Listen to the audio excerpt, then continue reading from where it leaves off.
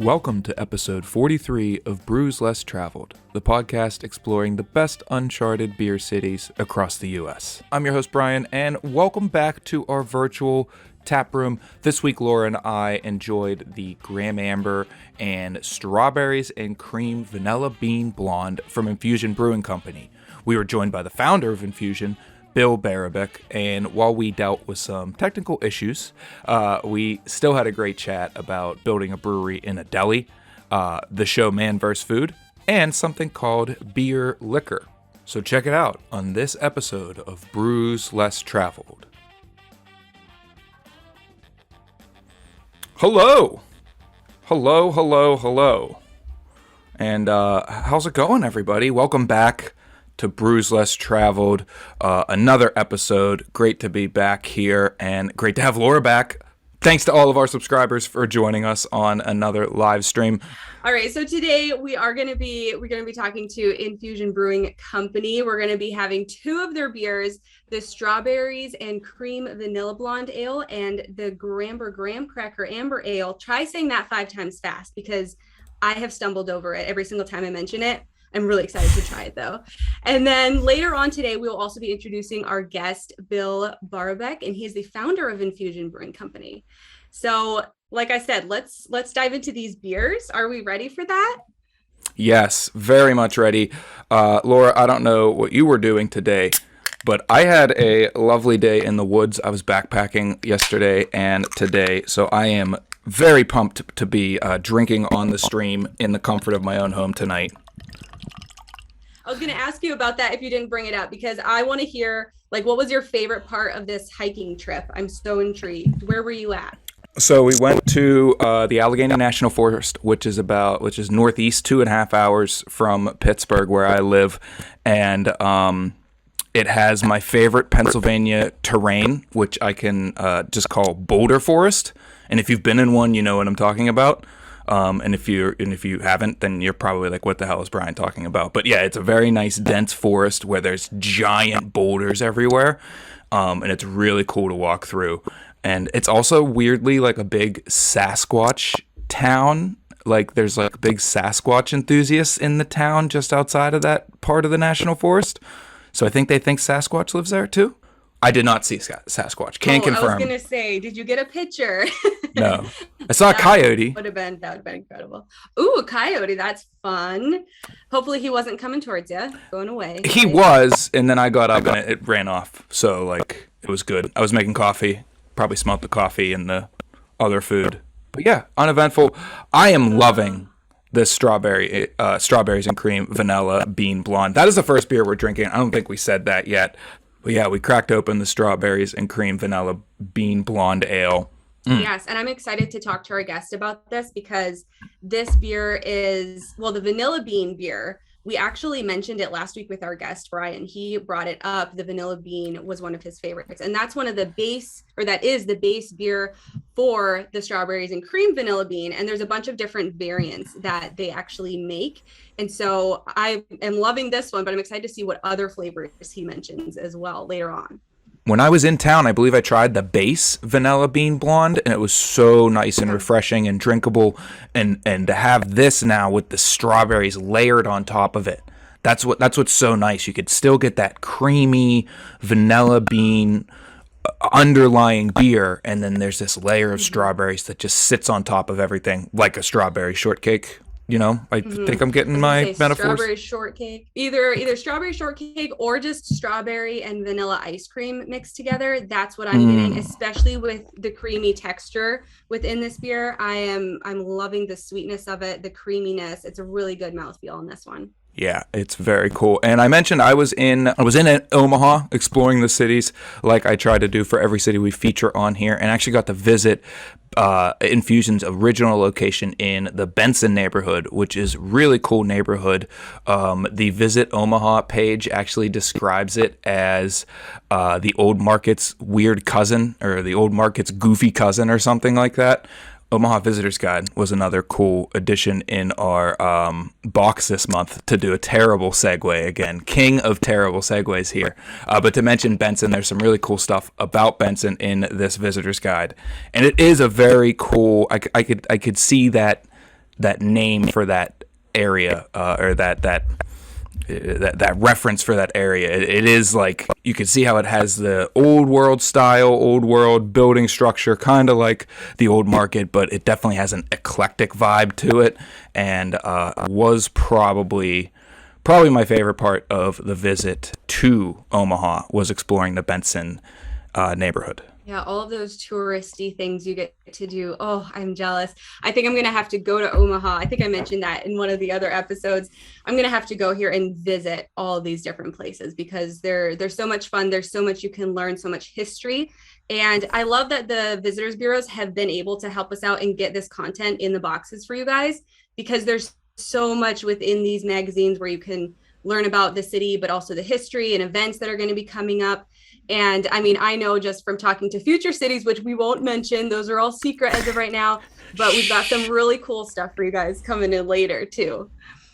And yeah, that's the goal of this podcast. Like, we love that we can get you beers to you that you could drink at home and you can enjoy these. But eventually, like, if you ever make your way into Nebraska and you could stop in Omaha, we want you to stop in these breweries. We want you to go to Infusion in Benson. We want you to go to Brickway in the old market. We want you to stop into these places. We want you to go to one of the Thunderhead tap rooms and experience this, because this is why we do this. There are these little uncharted cities in terms of craft beer that have these great local breweries that you can that are situated in these beautiful little neighborhoods with quirks and eccentricities, and it just makes for a wonderful addition to any trip that you might be in that area. Stop into these breweries, visit these places, try to get these experiences. So without further ado, yeah, I think we should bring on our guest here to talk further about this beer and our other beer tonight and everything Infusion. So please join us all in welcoming the founder of Infusion Brewing Company, Bill Baburek. How's it going, Bill? All right, good, very good. So you boy. tried the strawberries and cream. Yes, we're working through Yes, we are. strawberries and cream. What are you drinking tonight, Bill? What am I drinking? I'm drinking a Dunkel, our Bilder Dunkel, which is a German style Bavarian Dunkel that we actually got the recipe from a friend of mine who owns a brewery in Bavaria, and he was gracious enough to share the recipe with us. So we brew this beer on a regular basis, and I love German style lagers, and so this is kind of one of my go-to beers. Yeah, when I stopped into the tap room, we were talking about that, and you also shared something that you make either from the Dunkel or like that goes side by side with that beer. Could you explain that again to me and to our audience? Yeah, so this brewery that we stumbled upon, it was 1999. It was my first ever trip to Germany on a beer exploration trip, and we went over there and we went to this brewery, and they had this wonderful Munich style, Bavarian style Dunkel, but they also had a what they called their beer liquor. Yes. And the beer liquor, what they would use to make the beer liquor was they took the Dunkel and they boiled it down and got rid of all the carbonation, basically, added a bunch of different spices to it, and also then fortified it with alcohol to get the proof up, and then they serve it, in a little mug with a topping of whipped cream, and it's just, it's a great kind of after dinner, digestif or whatever. Yeah. But so we do the same thing here. Now he's kind of showed us, he not only flew over here for 2 days, and we brewed his beer, which is a family recipe from this brewery. It's I'll put a plug in for him. It was Brauerei Eck, that's ECK, in Bobrock, Germany. Gerd Schoenberger awesome guy. He's actually the mayor of the town as well, of Boat Oh my Rock. God. And this brewery's been in business since the 1500s. And it's been Wow. in his family for like 8 or 9 generations. So he not only runs the brewery in the town, but he's also the mayor of the town, and he runs a Gasthaus there. If you're ever in Germany, I highly recommend an overnight stay there. It's in a beautiful setting in northern Bavaria near the Czech border. Anyway, You showed me long story pictures. short, It looks unbelievable. It is picturesque. It's what you would picture, a little German village brewery being. It's so quintessential in that regard. So highly recommend it. We're going there in July again for the 12th time or whatever, but he's always just this gracious host, and loves having people there that appreciate good beer. Very cool, definitely. And yeah, I would love for you to tell us a little bit more about Infusion itself. How did you found Infusion? Like, tell us that backstory. We'd love to hear. I don't want to go on for like an hour here, but long story, try to condense a story. I was working for a big corporation and was part of a downsizing in a corporation. This was back in 1995. And at the time, prior to that, when I was working for the corporation, I traveled all over the country, and I was kind of like a startup person, a conversion person, a liaison trainer for this company. And in my spare time in the evenings, I would go to, if I was somewhere where there was a brew pub or a beer bar, that's where I was at. I mean, I started in craft brewing, drinking craft beer in the really actually in the early 80s, early to mid 80s, I was drinking craft beer. So when I got let go of this company, I was like, all right, I don't want to work for another corporation. So I went into the bar business, and I founded Omaha's first craft beer bar, which is called the Crescent Moon Ale House. It's still here. That's where I'm at actually tonight, where I'm coming to you from. And we've ran that place since '96. It's still one of the what I'd like to think is the best craft beer bar in town. Definitely unbiased opinion. Yeah, unbiased, completely unbiased. But in 2012? Yeah, 2012, I guess, around 10 years or so ago, a buddy of mine had a building. You mentioned Benson in your kind of in your introduction that we spoke at our original brewery pub and everything in Benson, and my friend of mine actually owned that building, and he was getting ready to sell it and move out of town, and it had been a meat market, butcher shop, whatever, for the longest time, 70, 80 years. And wow. So I was just like, all right, this is kind of cool. I mean, this is a really up and coming neighborhood. It's kind of a fun neighborhood to be around. Lots of stuff happening in this neighborhood. It's McNulty really lives here. Rejuvenating. And so I bought the building. Long story short, I bought the building, and we put the brewery in there, and the brewery opened in October of 2013. So you touched on it that your original location is in Benson, but your production you moved the production brewery into like Southwest Omaha, and what they call the Exit 442 business district. Right.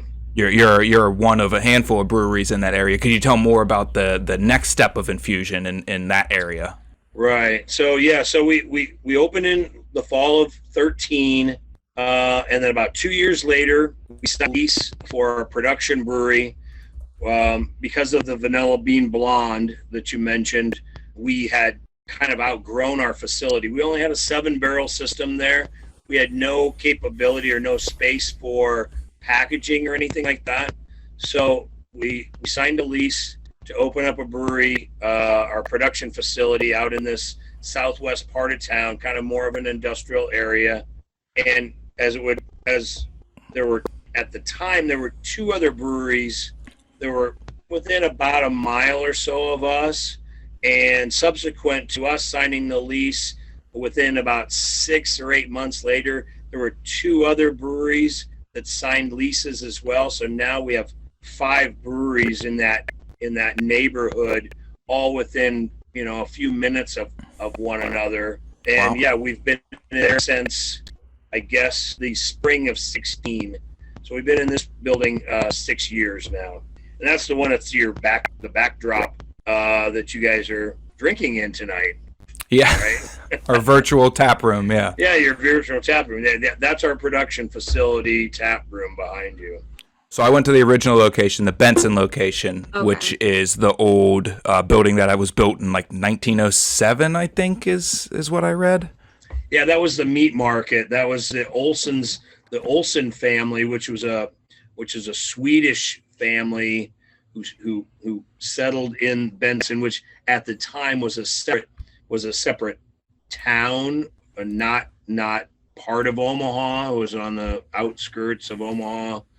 So they established their meat market there, and just the way the building was set up, it just kind of lended itself to being a little brewery and tap room facility. So yeah. When you took over that building, was there anything from the butcher history that was lingering that you had to kind of clear out, or was it pretty empty and ready to go? No, it was amazing. There were actually, the basement still they raised live fowl there. So they raised ducks and chickens and turkeys in what is now the brewery. And then they would take them downstairs to butcher them, if you will, without getting too graphic, I guess. But there were still the foundations and the framework of the boiling pots for these. Oh my God. That we had to take out. There were it was a meat market, so they smoked a lot of meat. There were 2 giant smokers down there that were built out of brick and mortar that had to be removed as well. So there was actually quite a bit of remnants, and also remnants of the shop itself, with the mosaic floor, the tile on the walls, the tin ceiling, that all had to be remained in place because we were going for a National Register of Historic Places designation. So we had to be really careful about what was demoed and what was not, or what could be demoed and what could not be demoed. Definitely. It was probably an undertaking. And the tap room reflects it too. When you're in there, it feels like the old shops that I've been in like South Carolina and Asheville, North Carolina. It has this old American feel to it, and it's a great place to have a beer, and also some beer liquor. Definitely. And Kit Kat said in the chat, hopefully those boiling pots weren't repurposed. And so on that note, I think it's about time. That's what you drank. The strawberries and cream was fermented in those. Yeah. Oh no. Yeah. No, but on that note, let's open our second beer here. We have the Grambur, the Graham Cracker Amber Ale. Who is ready for this one? I know Scotty already dove into it, you sneaky. Here we go. Alrighty. A personal kind of note here. Local favorite here in Pittsburgh, Grist House is located in an old butcher shop, and they actually still have the old meat hook that they would hang the full size like cow butchers and pig like carcasses on, and they still have it hanging right in the tap room. They still had down in the basement. They still had like the tracks, where they Yeah. hook the meat onto, and then they would run them around on the tracks or whatever. This is smelling good. I'm excited about it. Bill, can you tell us about this? I always want to say Grahamber, but it's it's Grambur ale, like a graham cracker. Yeah. Can you tell us about this beer? Yeah, this was one of those beers that we made it. It's kind of like the Vanilla Bean Blonde, in that we made the base beer, which is just an amber ale, and then we just wanted to have fun with it.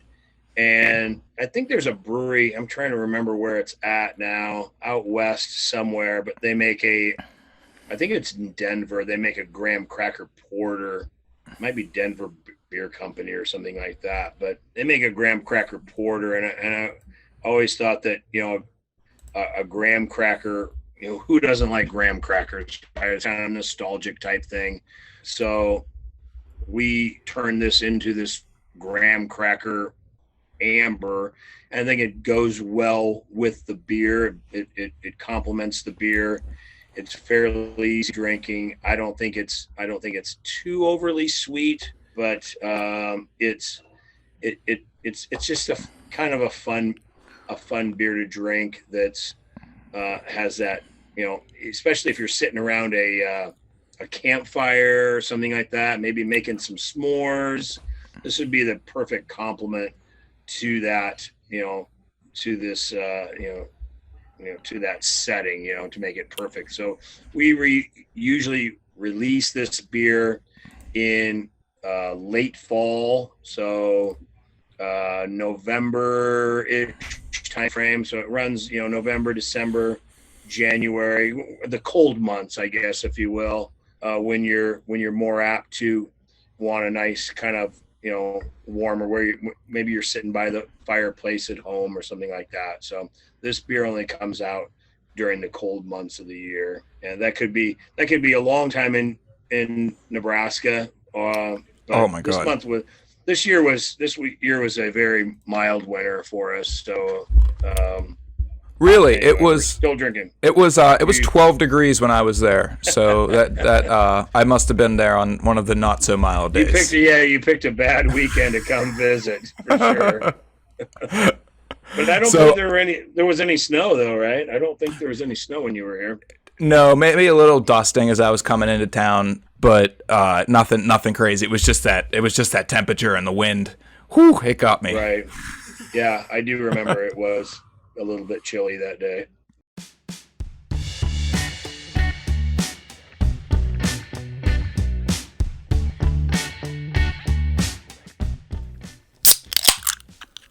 Now let's take a beer break and talk about one of the iconic landmarks of Omaha, the Carey Pedestrian Bridge. Now this is a 3,000-foot long walkway that stretches across the Missouri River and connects to literally over 100 miles of hiking trails. It offers a wonderful view of the Omaha skyline, speaking from experience. Also speaking from experience, on windy days, the suspension cables shake and make for a less than comfortable experience. Here's a clip from my trip to Omaha.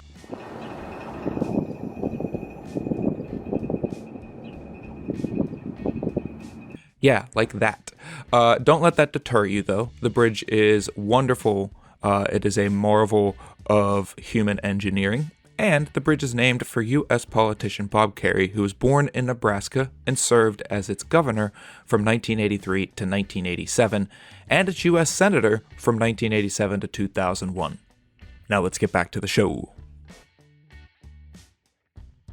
So let's switch gears a little bit, jumping back to your original business that you started in the beer world, the Crescent Moon. In researching for this episode, I stumbled onto your IMDb page, which I do for every guest that has an IMDb page. I didn't even know I had one until Laura mentioned it yesterday. Like, oh, okay.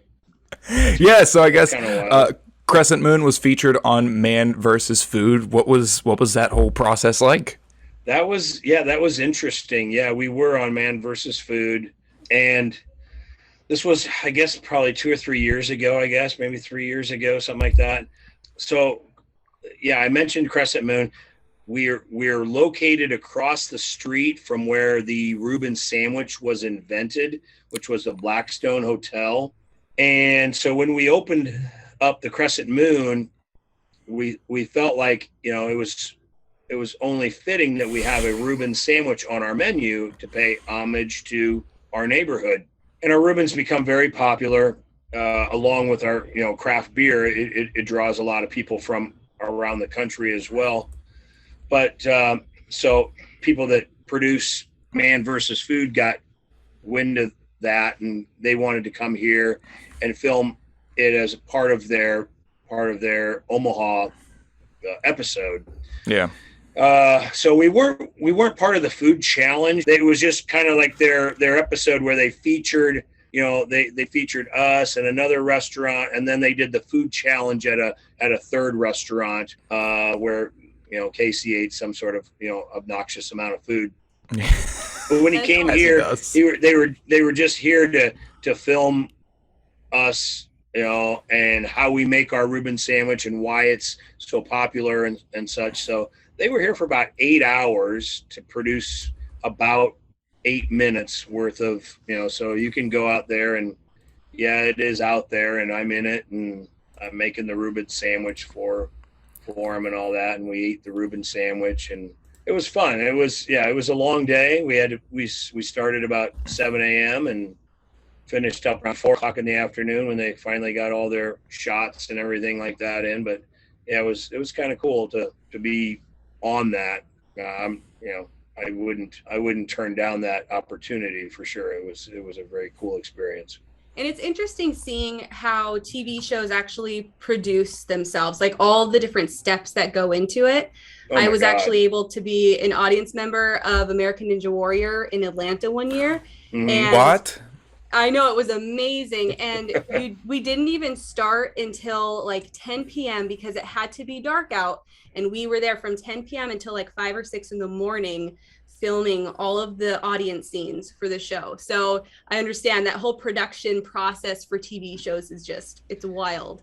It's crazy. I mean, they spent probably an hour and a half to 2 hours just filming what they called food porn, which was where they were like, just like when we make a sandwich, they had the sandwich like laying open, and they took a shot of a guy, and he was like drizzling the Thousand Island dressing all over the sandwich. So it was just, and it was just all these different angles and shots, and this is gratuitous. It was and you'll see that if you watch the episode, you'll see like, just a few seconds or whatever of that. But yeah, there's like an hour and a half of them just them filming close-up shots of a sandwich, for God's sakes. They got to get the money shots. Yeah, all right. Of that, and that's what it is. That's what they call it. We got to get our food porn shots out of the way, and then they do the audience shots, and then then they do all the kitchen shots, and the interviewing, the talking, the banter shots, and all that. So it's all, and then they just all mesh it all together and make it look like it was all done congruently or whatever. So exactly. Oh, that must have been really exciting. Let's move on a little bit. So I know you have a biannual Bean Fest that you host at your brewery. So fill us in exactly what this festival is and what is involved. You guys drank the strawberries and cream tonight. The strawberries and cream is a seasonal variant of our vanilla bean blonde. So our vanilla bean blonde is what made us become a production brewery, because we really had no plans of doing that. So the Bean Fest is a celebration of our vanilla bean blonde and all the variants, because it is a very easy drinking beer, and it's very easy to enhance it with other flavors. So we have fun with that. Twice a year, we hold this little festival in at our production brewery. In the summer, it's outside. In the winter, we clear out the brewery as much as we can, and we cram a bunch of people in there. And then we do all these different variations. So we try to come up with as many variations. We sit around and brainstorm, okay, what flavors can we come up with that will go well. And some of them are hits and some of them are misses, but we just have fun with it. And so we'll do like, we did a churro, or we do a cinnamon roll, or we do let's see, what do we do? Blueberry pancakes. Oh my God. We do Nutella. Did I read pickle? We did pickle bean. Yes, we did pickle and spicy pickle. Spicy and those pickle. were actually, those were actually they were pretty well received, especially the pickle. The spicy pickle we might have gone too far with that, but the pickle itself was excellent. And we've actually subsequently had that on tap a few times, just as a surprise type thing. Like, and it makes a really, it's good. I mean, I was really skeptical on the pickle bean, but it works. For whatever reason.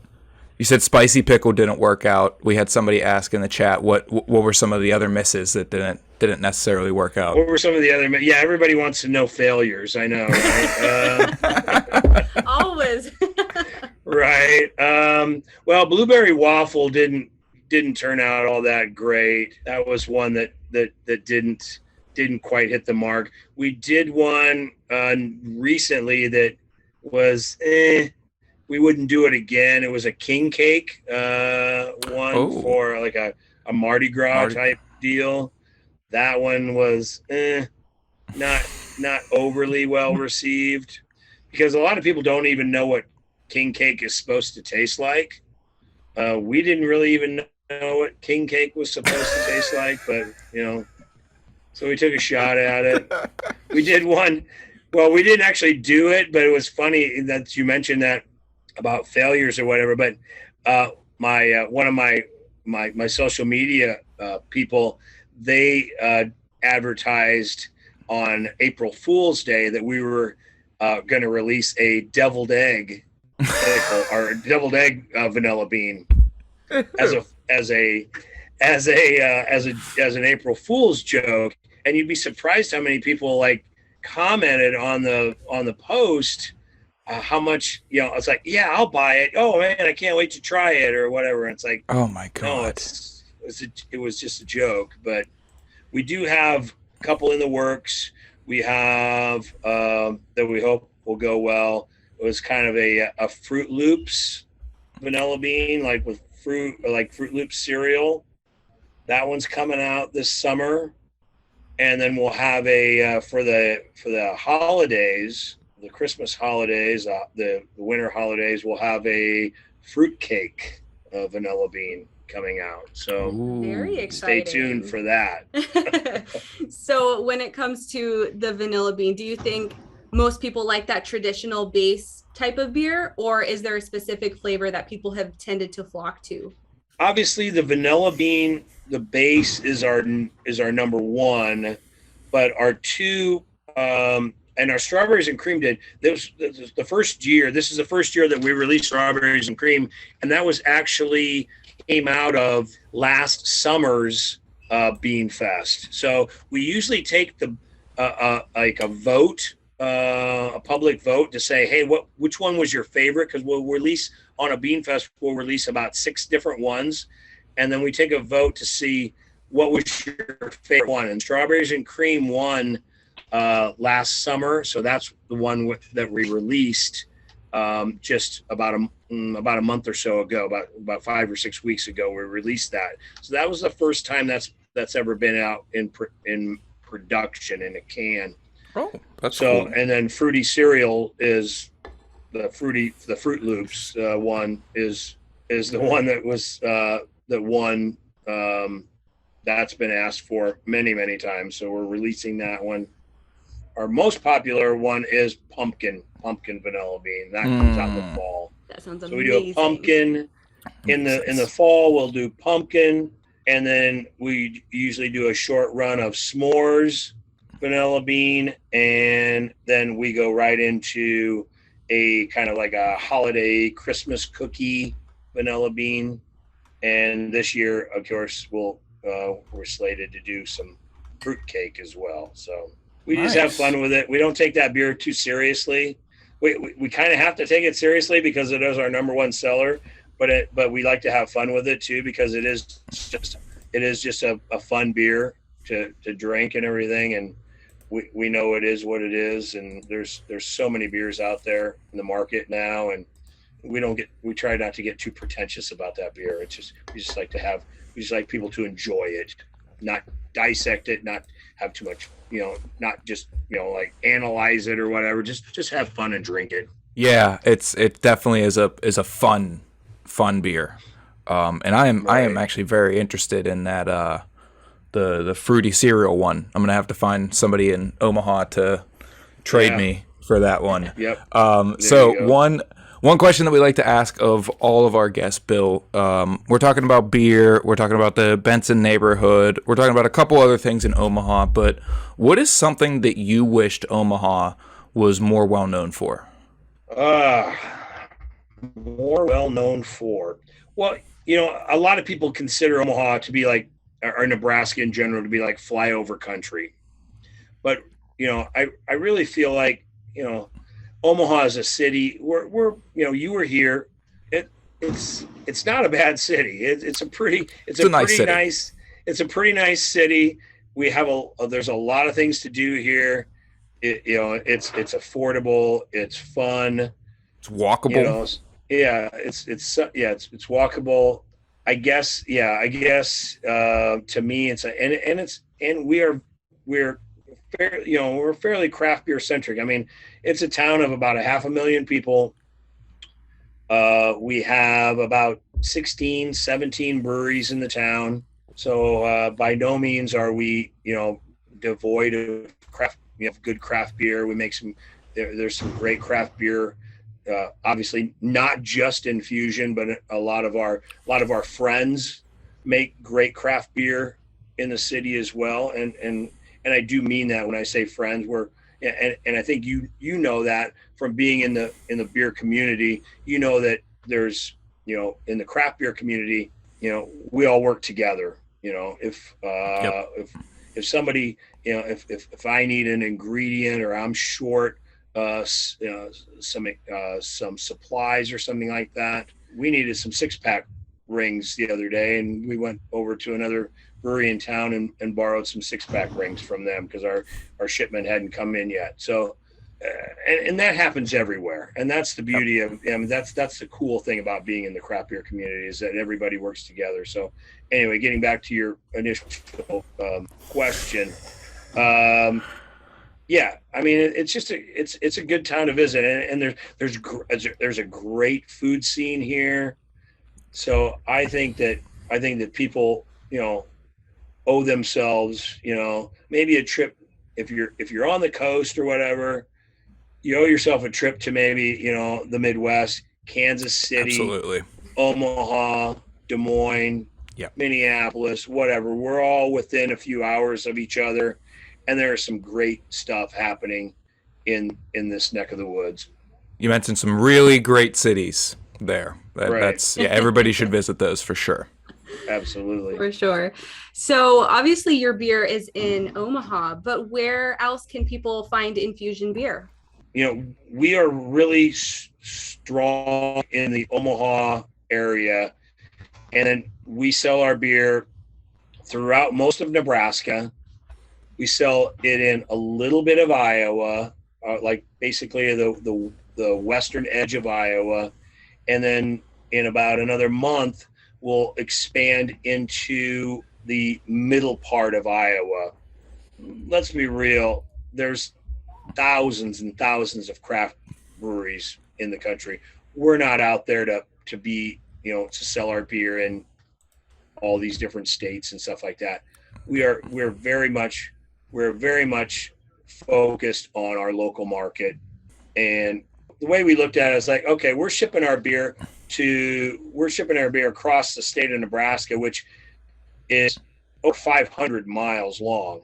But we're not shipping our beer to, say, Des Moines, which is 120 miles away. Not that far. So Yeah, not that far, a couple hours away, but we're shipping our beer 6 to 7 hours away from us to the west.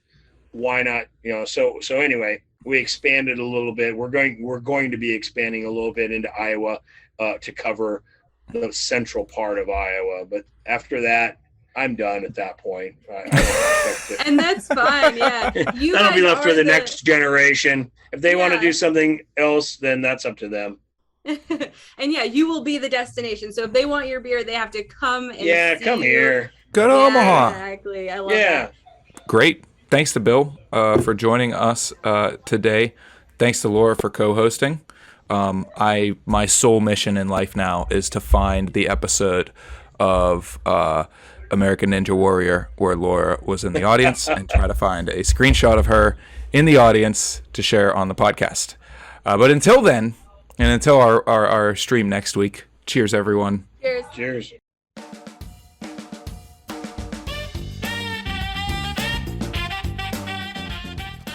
Well, another fun conversation there. Bill was a great guest on this episode and an even better host when I visited him at their Benson taproom back in February. You can follow Infusion on Facebook and Twitter at Infusion Brewing. Thanks for everything, Bill. Also, thanks to Laura for co-hosting another great episode. As always, you can continue... Oh boy. You can continue to brew your Vana by heading to brewvana.com. That's where you can join the beer club and get beers shipped directly to you.